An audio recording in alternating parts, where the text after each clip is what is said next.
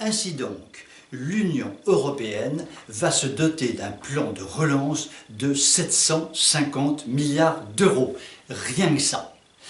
Lorsque Macron et Merkel s'étaient rencontrés après force d'embrassade, ils avaient décidé d'un plan de 500 milliards d'euros. Mais votre chroniqueur de TV Liberté, qui est un garçon astucieux, avait dit il y a quelques jours sur cette antenne, pourquoi pas 800 milliards ? Merkel et Macron ont dû m'écouter puisque le nouveau plan maintenant est de 750 milliards. Ils n'ont pas voulu aller à 800 pour ne pas copier exactement ce que je leur avais conseillé de faire, donc ils se rapprochent de mon chiffre, j'en suis très fier.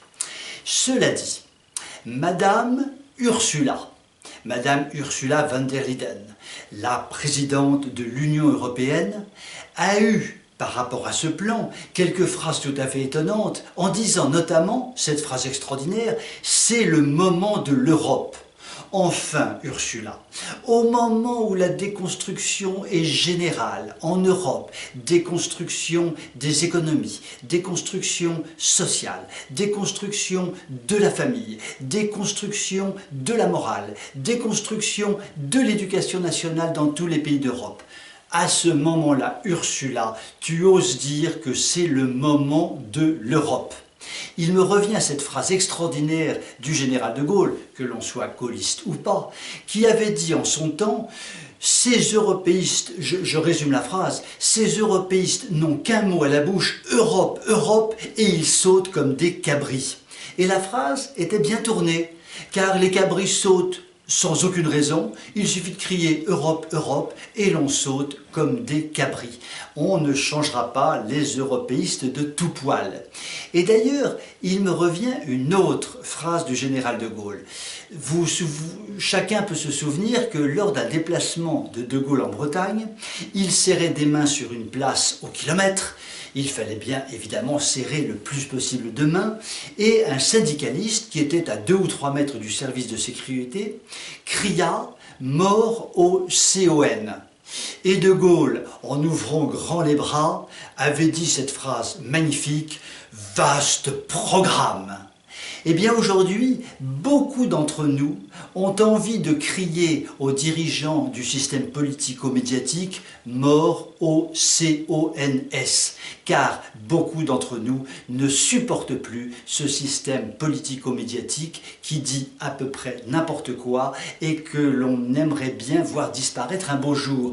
Mais je crois que nous devons tous aussi reprendre la formule du général de Gaulle « vaste programme ». Sur ces entrefaites, je vous souhaite une excellente soirée et vous dis à demain.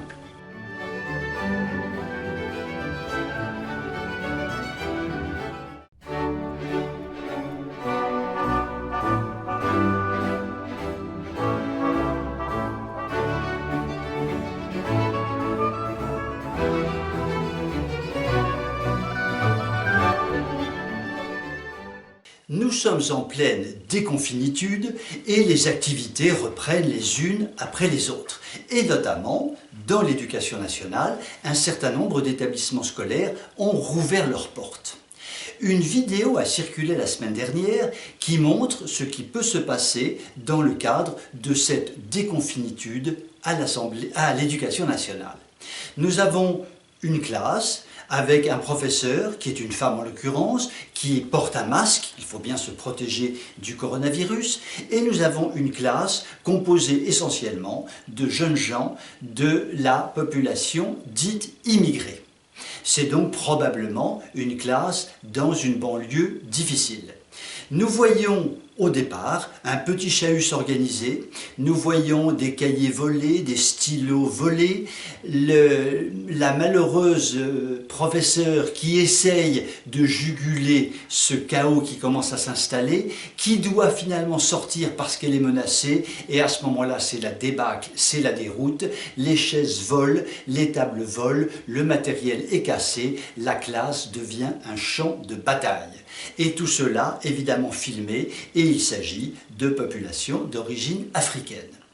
Nous pouvons nous poser une question, c'est avec nos impôts que tout cela se passe. Donc nous pouvons quand même avoir une certaine révolte contre ce genre de comportement qui consiste en fait à nous faire payer ce que cassent des jeunes gens qui manifestement seraient assimilés à ce que l'on peut appeler des petites racailles. Je pose une question à la très séduisante et très belle Madame Avia. Madame Avia laissera son nom à une loi totalement liberticide qui interdit à Internet de dire un certain nombre de choses sous prétexte qu'il s'agit de choses haineuses ou violentes. Lorsque Internet parle de ce qui se passe dans cette classe, qui est haineux ou violent? Est-ce Internet qui fait passer simplement un film montrant qu'il y a haine et violence? Ou sont-ce ces petits Africains qui manifestement sont haineux et violents et le montrent très clairement? Eh bien, la question est dans la réponse. Il est à l'évidence clair que ce sont ces populations d'origine immigrée, en l'occurrence dans cette classe, qui sont haineux et violents. Alors, je dis une chose à Madame Avia, la belle dame Avia. Je lui dis que si un jour, elle dit clairement que la haine et la violence n'est pas forcément sur Internet, mais peut-être dans les classes de l'éducation nationale payées par nos impôts lorsque des petites racailles cassent tout, le jour où ma belle dame Avia fera cette déclaration, je promets de faire une chronique sur le sujet pour louer ma belle dame Avia. Cela dit, en disant ça, je ne prends pas grand risque car Madame Avia, ma belle dame Avia, ne dira jamais ça car elle est dans une option idéologique, dans une option dictatoriale. Elle veut museler Internet qui, plus que tout autre, indique où est la haine et la violence. En tout état de cause, si Madame Avia, sur ce genre de vidéo, n'intervient pas, eh bien, toute députée qu'elle est, je préférerais qu'elle se taise définitivement. Et d'ailleurs, il est assez possible, voire probable, que les ennuis assez graves qu'elle rencontre actuellement par des positions personnelles pour le moins contestables, aboutissent à ce que Madame Avia disparaisse des écrans radars. Et je crois que pour la liberté d'expression en France, ce ne sera pas une mauvaise chose. Sur ces bonnes paroles, je vous dis à demain et je vous souhaite une très belle soirée.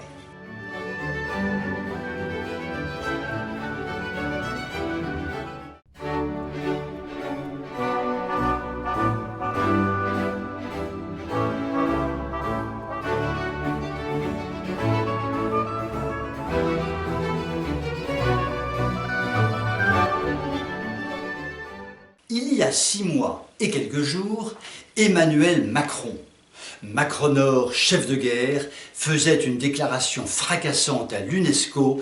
Il allait combattre la pornographie pour protéger les jeunes. Il mettait en demeure les opérateurs mondiaux de mettre en place un certain nombre de filtres pour que les jeunes soient protégés. Et si les opérateurs mondiaux ne le faisaient pas, une loi serait votée dans 6 mois. Pour obliger les opérateurs à filtrer les contenus. Ça, c'était il y a 6 mois et quelques jours. Et comme nous sommes des gens qui regardons ce qui se fait par rapport aux déclarations, eh bien nous constatons que 6 mois et quelques jours après cette magnifique déclaration de Macronor, chef de guerre contre la pornographie, rien n'a été fait.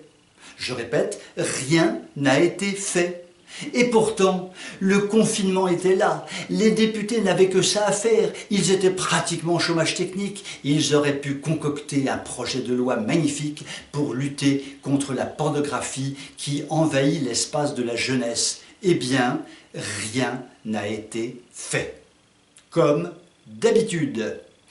Cela signifie que Macronor, chef de guerre, est le chef de guerre de la parlotte. C'est monsieur blablabla, blablabla, blablabla, blablabla, c'est le monsieur de la communication, c'est le monsieur des médias qui parle, mais rien ne suit. C'est du Macron dans le texte, nous baignons dans la macronitude. Et voilà, donc sur le sujet de la pornographie et de la protection des jeunes, pour le moment, il ne se passe rien. Cela dit, gardons espoir, il va peut-être se passer quelque chose dans les mois qui viennent. Nous devons vivre d'espoir. Et sur le sujet de la pornographie qui touche évidemment les jeunes de façon considérable, il nous faut espérer que quelque chose se fasse dans les mois qui viennent.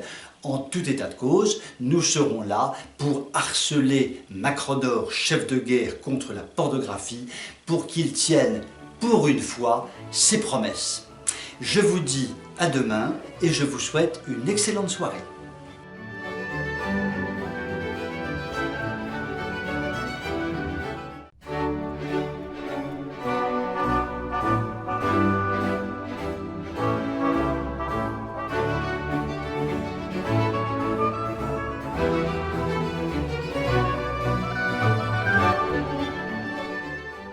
Un plan de relance du secteur automobile vient d'être présenté par le président Macronor. Il faut dire que le secteur automobile est en piteux état et un plan pouvait se justifier. Cela dit, ce plan est de 8 milliards d'euros, ce qui n'est pas rien, sachant qu'en plus de ça, ces 8 milliards d'euros sont par définition payés en partie par nos impôts. Ce plan, cela dit, pose 3 problèmes importants. Premier problème, les voitures qui sont présentées dans ce plan sont essentiellement les voitures du futur, les voitures électriques. Or, monsieur Le Floch-Prigent, qui est un véritable capitaine d'industrie, qui n'est pas le capitaine du blablabla, qui sait parler véritablement du monde de l'entreprise, a fort bien expliqué sur cette antenne, il y a quelques jours, que les voitures sont composées à hauteur de 40%, pour les voitures électriques, par cette fameuse pile.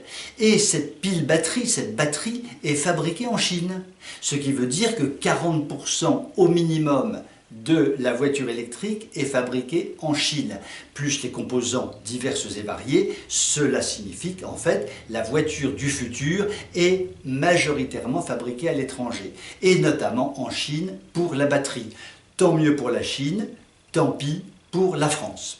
Deuxième problème, de façon générale, de façon globale et indépendamment des voitures du futur, les voitures françaises, franco-françaises, sont fabriquées majoritairement dans des pays étrangers. Les Français ne le savent pas forcément, pensent acheter une voiture franco-française, mais en fait achètent une voiture majoritairement fabriquée à l'étranger. Cela signifie que le plan va enrichir majoritairement les pays étrangers et non pas la France. Tant mieux pour les pays étrangers et tant pis pour la France. Et le troisième point qui est très important, c'est la focalisation de Macronor sur le problème des relocalisations.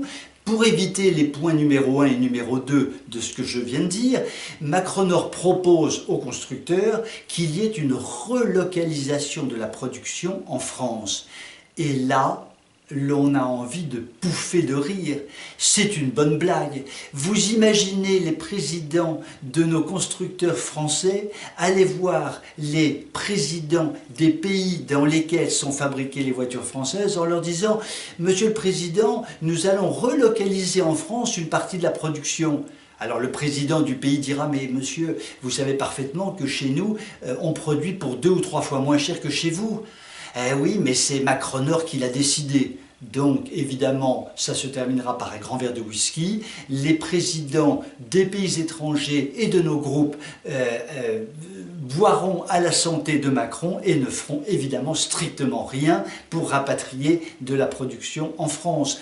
Quand Macronor, chef de guerre de l'automobile, annonce ce genre de choses, on a vraiment envie de pouffer de rire, on a vraiment envie de lui demander de faire du théâtre, de faire de la comédie, d'être comme les comiques, comme Bedos ou n'importe quel autre. Donc, le troisième point est un point absolument nul et non avenu. Tout ça a un nom, c'est la mondialisation. Au nom de la mondialisation, évidemment qu'on ne peut pas rapatrier à outrance de la production quand elle est partie à l'étranger, comme cela s'est fait massivement en France. Et donc en conclusion, eh bien, il n'y a qu'une seule solution, c'est retrouver véritablement une souveraineté nationale permettant de reconstruire une industrie, mais il y a un préalable, c'est de mettre à la poubelle cette mondialisation sauvage qui nous bloque complètement et qui fait mourir à petit feu notre industrie. Je vous dis à la semaine prochaine et vous souhaite une excellente soirée.